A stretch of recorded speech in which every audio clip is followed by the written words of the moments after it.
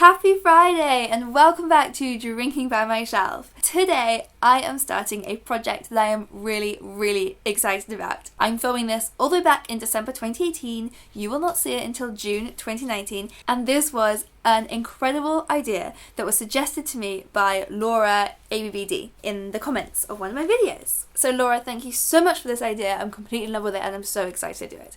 So she suggested that I do a video where I read books from the year I was born, or best-selling books from the year I was born. But when I went online to research it, I actually found the page, the New York Times bestseller list from my exact birthday, from June the 16th, 1991, the day I was born. So I've got the list here now, my computer here, and I'm going to go through and decide which books to read. So what I'm going to do, I'm not going to force myself to read anything on there that I don't want to read, because I hate reading books that I don't want to read, and that seems pointless. I am going to say that whatever was the absolute number one, I do have to read. Other than that, I'm going to choose about 5 books from the list that look interesting to me and that I want to read, so I can see what are the books that I would have been reading and loving on the day that I was born. So let's get that list. I wonder if I will have read any. That would be interesting. Oh, I've never heard of that. So number 1, the New York Times bestseller on the day that I was born was called Loves Music, Loves to Dance by Mary Higgins Clark. And it sounds great. That's so fun. I was scared it was going to sound really boring. So it's about 2 women who are doing research into personal ads get caught in the snare of a serial killer. Amazing. I love serial killer shit. Sign me up. Okay, I'm going on to Amazon now to order it. What was it called? Loves Music, Loves to Dance. There it is. Oh my god, that looks so 90s. That cover looks so 90s. It's in the basket. Fun! Okay, so that's what I'm definitely reading. I'm going to move my computer over here so I don't have to keep turning sideways. Number 2, oh my god, no. Number 2 is a Star Wars book. No, I don't want to read that. I don't want to read that one. Number 3, number 3 is Oh the Places You'll Go by Dr Seuss. That's so great. I'm not sure I ever have read that, you know. I just have probably heard the whole thing through quotes. I don't think I've ever actually read it. Cute. Okay, I'm going to add that one to my basket. Number 4, As the Crow Flies by Jeffrey Archer. Just putting it into Goodreads. Oh my god, it's 800 pages. No, I'm going to say already no. I can't read an 800-page book for a challenge with my reading list already so out of control. I'm sorry, Jeffrey Archer. I'll maybe come back to you. We'll see. Number 5, The Firm by John Grisham. Okay. I've never read a John Grisham. I basically just know him from Notting Hill. Number 6, H is for Homicide. Okay, another crime one. Number 7 is Danielle Steele. I've never read a Danielle Steele, but I work at PanMac and we publish her, and she's obviously beloved and fascinating. Her life is fascinating. I feel like I'm not her target reader, but I am kind of intrigued, and seeing as it's on this list, I think I might do it, you know. Oh my god, that's another super 90s cover. I'm going to do it. I've added it to my basket. I'm probably not going to enjoy it, and it's not going to be a reflection on Danielle Steele. She is obviously great, and so many people love her books. I don't think they're written for people like me, but I'm so intrigued. Number 8, Vortex by Larry Bond. Okay, never heard of that. 9, The Crown of Columbus. Ooh, I don't know anything about that one. Number 10, The Seeress of Kel. That's a fantasy one.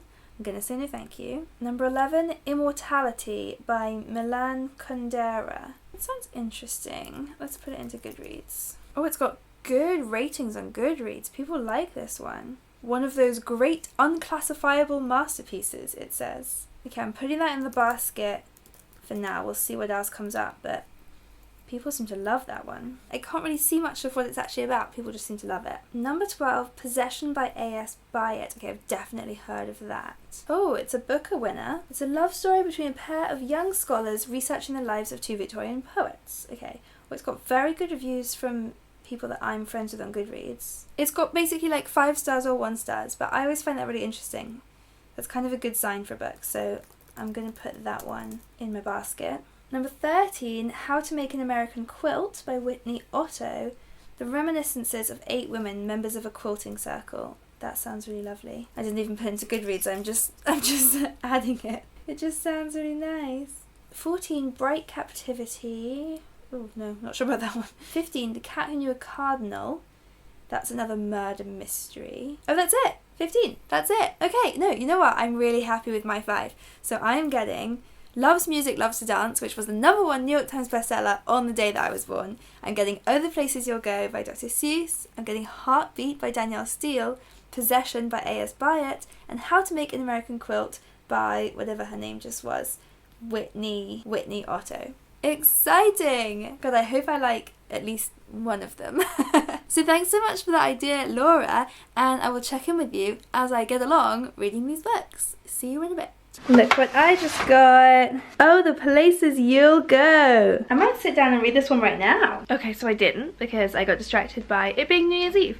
But it is now evening on the 1st of January. I'm gonna now snuggle down and read this. I can't believe I'm going back to work tomorrow. It feels like months since I went to work.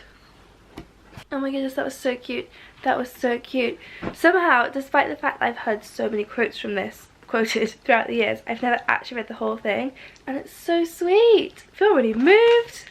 I'm gonna go places and move mountains and do shit. Book mail! Let's see what I got in here. Hello. This little fella's just interrupted my book haul opening. What are you doing? Yeah, Shadow, you want to eat that book? Why am I so bad at opening puzzles? How 90s does that look? Even back in 1991, she had still already written all of these other books. And she is still going strong today. Ooh. So I've got 3 of my birthday books so far. It's like it's 1991 all over again. I don't think I ever actually filmed the rest of the books arriving, but they all did, and so I'm just heading off to work now. I'm a little bit late, which is why I'm a little bit out of breath, but I'm going to start with this one, the #1, Loves Music, Loves to Dance. I really hope I like it. So I did have to read the first chapter of this twice, because the whole first way through that first chapter, I thought the main serial killer guy, his problems had started when his nan hadn't liked him as much as he liked her. And I was like, why does he care that his nan didn't invite him to her birthday party? And then when he got to the birthday party, all of like his friends from his school, or like the people in his class at school were there. I was like, why is his nan inviting people from his school? And then I realized it's an American book. Americans don't call their grandmothers nan. This is just a girl his age called Nan. Cool, cool, cool. Makes sense now. Other than that, loving it. Finished it! I really liked this one. I wasn't sure at all how this was gonna go. I didn't know if it would feel really dated, and it did. It was old-fashioned but in a really fun way. I really enjoyed it. It was a really fun thriller. Like, it's not original. I've read a ton of thrillers. There was nothing that set this one apart in terms of the plot or like the structure of the mystery. I guessed the twist, or it's not really a twist, I guessed who the murderer was about halfway through. But what was really fun is that my having guessed that didn't ruin it at all. And I think that's the trap that a lot of thriller and mystery books fall into, is that if you figure out the twist, it's all hanging on the twist, so you've got nothing left. Whereas this one, I was just really enjoying seeing it play out and seeing like when the killer was going to be revealed, and it was properly tense, like really, really suspenseful when it got to the climax. I was genuinely really scared. It was just really fun. I thought it was a really, really fun thriller. So thanks, Mary Higgins Clark. Never heard of you, but I did some Googling and apparently she's like very popular. People love her. Okay, fine, I'll read this. I've been really putting this one off because but I guess it's that time. I'm on my way to an appointment at hospital this morning, and who knows how long I could be waiting there. So let's see if Danielle Steele can make it fun.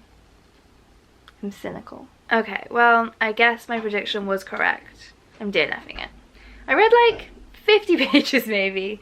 And I'm so sorry. I'm so sorry, Danielle Steele. I don't care. I don't care about romance. This is not my genre. And she actually writes loads of different genres, so it's bad luck that this was my birthday one, because she writes some thrillers, and I would definitely have loved to give them a try. But the answer to this is no. If I was born in 1991, I was. If I was older at reading age in 1991, I would not have been one of the people sending this to the top of the bestseller list, because I don't care. I haven't read any of the books from this list in so long, like maybe several months, so I think it's time to change that. I am gonna try, the last one I tried was Heartbeat, which, you know, I didn't get on very well with, so let's see if I have any better luck with Immortality. I have no idea what this book is about.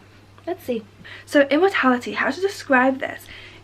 So far I'm on part 3, and the first part and the third part are about this woman called Agnes, but we know that she is dreamed up by the narrator. So the narrator is an author who is inspired by watching a woman out of the window to dream up this different woman called Agnes, and then he writes her life. So it's like quite meta, like we know it's a story. Part 2, completely unrelated. That was all about Goethe. Very, very strange, very, very interesting. I'm totally hooked though. I literally do not deserve a YouTube channel. I've just spent the whole Easter weekend reading my book outside in the glorious, beautiful sunshine with a glass of rosé, like perfect reading vlog material. Did I film any of it? No, I did not. Just sat there, lived my life, was present in the moment. Bad YouTuber.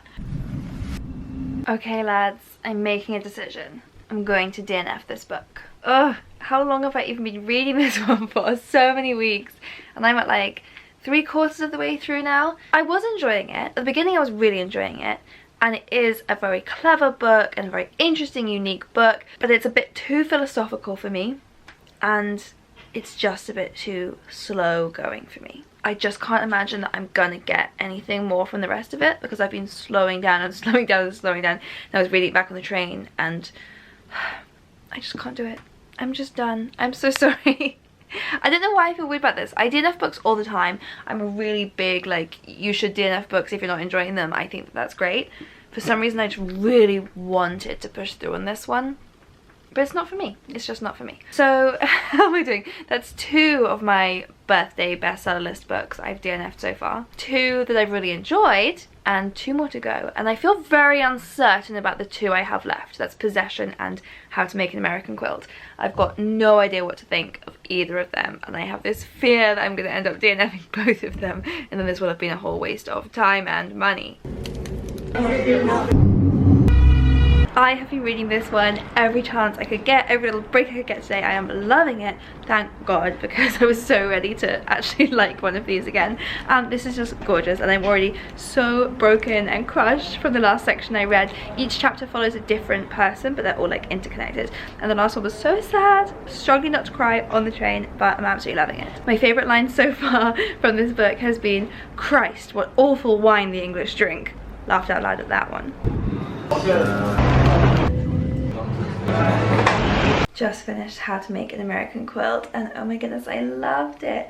I'm so glad I read that one. It was so beautiful, such a lovely story. I feel really emotional about it. There's also a movie. I'd never heard of this before, but there's a movie with Winona Ryder, so I definitely want to watch that one. I don't think I've really talked about what the book actually is. It's very short, it's less than 200 pages, and it's kind of a series of short stories but all connected, and it's about this quilting circle. All these women, 7 or 8 different women.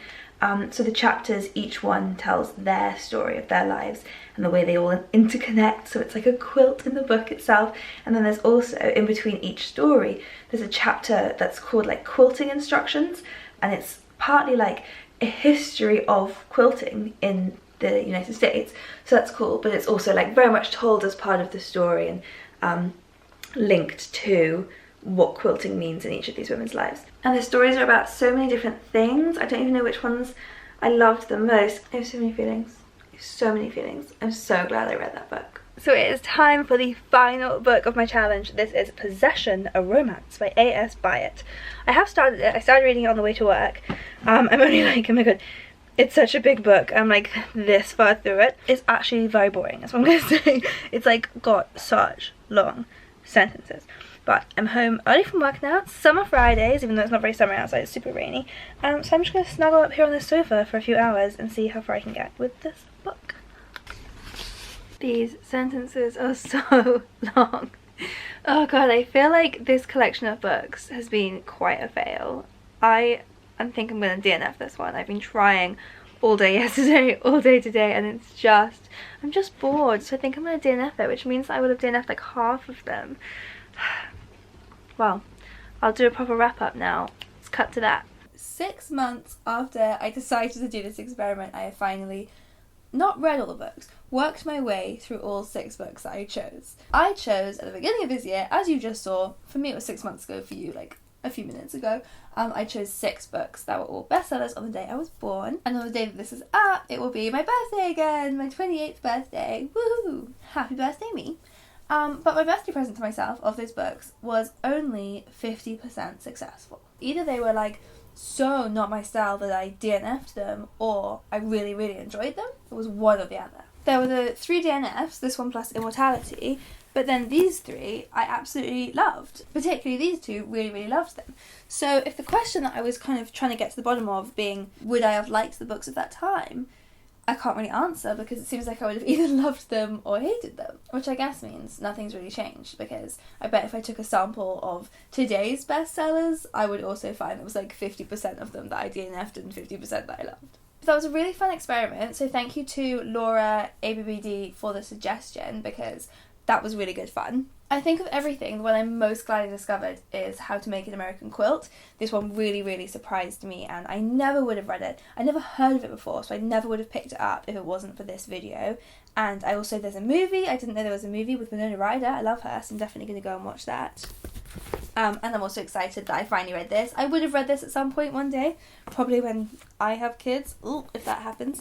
But that was really fun. But in conclusion, 1991 was a very mixed year for the old books. So happy birthday to me. Thank you for all sticking with me through that 6-month long vlog that I just showed you. And your birthday present to me can be that you subscribe to this channel and give this video a thumbs up. And leave me a comment letting me know if you read any of those random 90s books and what you thought of them. Time for me to start another 6-month long project, so probably see you at Christmas.